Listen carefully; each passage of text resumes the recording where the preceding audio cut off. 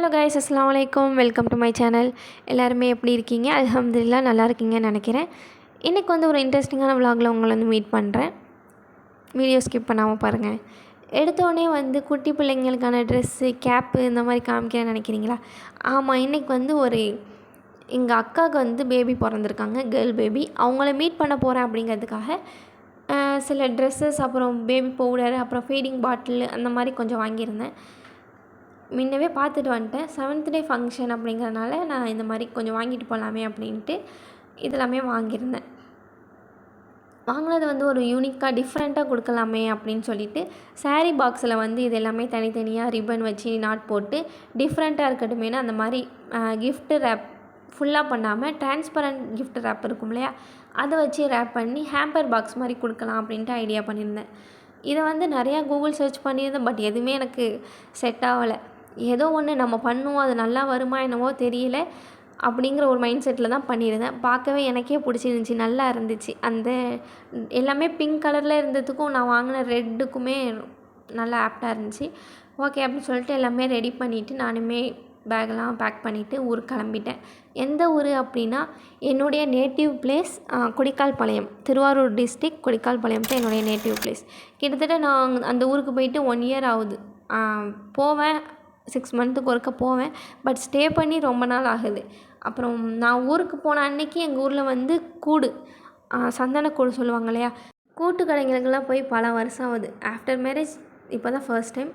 Before மேரேஜ்மே அதிகமாகலாம் போக மாட்டோம், எப்போயாவது போவோம். ஆனால் அப்போல்லாம் நம்ம ஊரில் இருக்கும்போது நம்ம ஊரோட அருமை தெரியாது, ஊரை விட்டு போனால் தான் தெரியும் அப்படிங்கிற மாதிரி நம்ம அப்போ இருந்தோம். அப்போ போக முடியல. இப்போ இன்லாஸ் வீட்டில் இருக்கனால நினச்சா கூட போக முடியாது அப்படிங்கிற மாதிரி இருக்கும். முன்னெலாம் சின்ன வயசுலலாம் கூட்டு கடைங்களுக்கெல்லாம் போனால் அந்த ஐஸ்கிரீம்லாம் இருக்கும். பட் அப்போல்லாம் அதெல்லாம் நமக்கு தெரியாது. ஐஸ்கிரீம்லாம் அப்போதைக்கு நம்ம கண்ணிலே படாது. இந்த ஸ்டேஷ்னரி ஐட்டம்ஸ் தான் ஃபர்ஸ்ட்டு எங்கே இருக்குதுன்னு போய் அந்த ஸ்டேஷ்னரி ஐட்டம், அப்புறம் கீ செயின் கடை, அந்த மாதிரியான தான் நான் போய் சுற்றுவேன். இந்த மாதிரி கிளிப் ஐட்டம்ஸ் உள்ள கடைக்கு நான் எட்டி கூட பார்க்க மாட்டேன். இப்போ நமக்கு அதெல்லாம் தேவைப்படாது அப்படிங்கிறனால இப்போ இது தானே நமக்கு தேவை.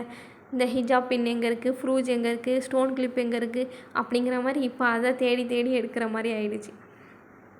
நான் நிறைய கடைங்களெலாம் வீடியோ எடுக்கலை. எனக்கு கொஞ்சம் ஷையாக இருந்துச்சு. ஃபர்ஸ்ட் டைம் இப்போ தான் பப்ளிக்கில் வீடியோ எடுக்கிறேன் அப்படிங்கிறனால சும்மா நான் பார்த்த 2-3 கடைங்களை மட்டும் வீடியோ எடுத்துகிட்டு அங்கேருந்து கிளம்பிட்டோம். Next day பேபிக்கான 7th day function, அதுக்காக நான் ரெடியாக இருந்தேன். ஒரு அம்பர்லா சுடி, அது navy blue, dark blue, light blue அப்படிங்கிற மாதிரி ப்ளூ ஃபேமிலியில் உள்ள ட்ரெஸ் போட்டிருந்தேன். ஃபேவரட் கலரும் ப்ளூ அப்படிங்கிறனால அன்றைக்கி ப்ளூ தான் போட்டிருந்தேன். ஃபங்க்ஷனுக்கும் மறுநாள் நான் ஊருக்கு கிளம்புற டைம் வந்துடுச்சு. அன்றைக்கி அக்கா மதியம் மந்தி பிரியாணி தான் ரெடி பண்ணியிருந்தாங்க சிக்கனில். மோஸ்ட்லி என்னடா ஒரே அக்கா அக்கான்னு சொல்கிறேன் அப்படின்னு, அக்காவுக்கு புள்ள பிறந்திருக்கு, அக்கா சமைக்கிறாங்க, அக்கா கூட வெளியே போகிறேன். புள்ள பிறந்த அக்கா வேறு ஒரு அக்கா, இது அவங்களோட தங்கச்சி, இவங்க வேறு அக்கா. எல்லாரையோடைய வயசில் சின்னவன் நான் அப்படிங்கிறனால எல்லாரையுமே அக்காங்கிறனால எல்லாரையுமே தனியாக ஐடென்டிஃபை பண்ணி சொல்ல முடியல. எல்லாருமே பொதுவாக அக்கான்னு சொல்கிற மாதிரி ஆயிடுச்சு.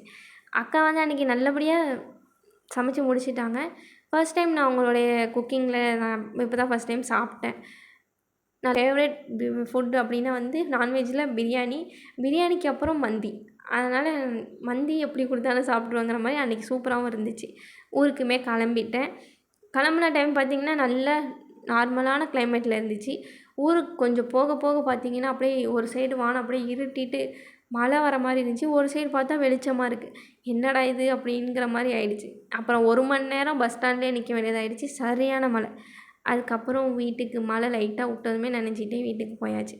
இந்த வீடியோ உங்களுக்கு பிடிச்சிருக்குன்னு நினைக்கிறேன். பிடிச்சிருந்தா வீடியோக்கு லைக் பண்ணுங்கள், ஷேர் பண்ணுங்கள், சப்ஸ்கிரைப் பண்ணிடுங்க. நெக்ஸ்ட் வீடியோவில் பார்க்குறேன்.